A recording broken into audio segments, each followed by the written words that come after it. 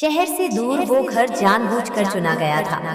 न पड़ोसी, न शोर, सिर्फ हवा, पेड़ों की सरसराहट और एक पुरानी सी खामोशी जो बहुत कुछ छुपा सकती थी। अनाया ने दरवाजा खोला तो सामने आरव खड़ा था। 6 महीने बाद। कोई कैसे हो नहीं, कोई मुस्कान नहीं, बस एक लंबी नजर जो एक पल में बीते महीनों को उधेड़ देना चाहती थी। अंदर आओ, उसने कहा। आवाज सामान्य थी, लेकिन उंगलियां दरवाजे के हत्थे पर जरा देर तक रुकी रही। घर में हल्की रोशनी थी, पीली, धीमी, जैसे जानबूझकर आंखों को आराम देने के लिए। आरव ने जूते उतारे और एक पल को रुका। तुम बदली नहीं, उसने कहा। अनाया मुस्कुराई। तुम्हें लगा था बदल जाऊंगी। वो मुस्कान वैसी नहीं थी जैसी तस्वीरों में होती है। उसमें यादें थी और अधूरी बातें। वो दोनों सोफे के 2 सिरों पर बैठे।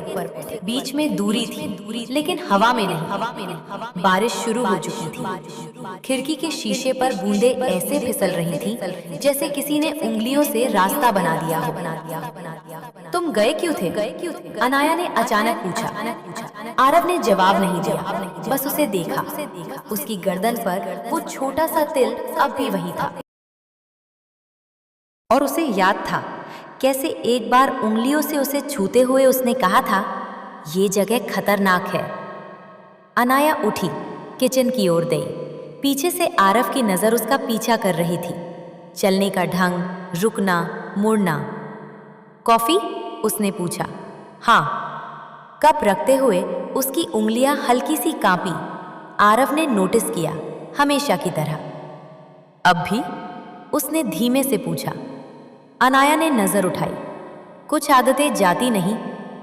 वो पास आया, इतना कि उनकी बाहें छू जाए, लेकिन उसने छुआ नहीं। यही सबसे मुश्किल था। 2 लोग जो जानते हों कि एक कदम क्या कर सकता है और फिर भी उस कदम को टालते रहे। बारिश तेज हो गई, बिजली हल्की सी चमकी। अनाया ने खिड़की बंद करनी चाही। आरव ने आगे बढ़कर शीशा पकड़ा। अब दूरी खत्म हो चुकी थी। उसकी सांस उसके गाल से टकराई। कॉफी की खुशबू, बारिश की नमी और वो पुरानी परिचित गर्माहट। आरव। उसका नाम अनाया के होठों से ऐसे निकला जैसे शिकायत नहीं, याद हो। उसने जवाब नहीं दिया, बस धीरे से उसकी कलाई पकड़ी, कसकर नहीं, ऐसे जैसे पूछ रहा हो, अब भी? अनाया ने हाथ नहीं खींचा। वक्त जैसे रुक गया। छूना अब सिर्फ स्पर्श नहीं था, ये एक सवाल था और उसका जवाब भी। आरव ने अपना माथा उसके माथे से टिकाया, आंखें बंद, सांसें एक लय में। अगर अभी भी? उसने बात अधूरी छोड़ दी। अनाया ने धीरे से कहा, तो इस बार जाना मत। बस इतना काफी था। आरव ने उसका हाथ छोड़ा नहीं, लेकिन उसे अपनी ओर खींचा भी नहीं। वो दोनों कमरे में चले गए। कोई जल्दबाजी नहीं, कोई संगीत नहीं, सिर्फ बारिश। अनाया खिड़की के पास खड़ी थी, पीठ उसकी ओर।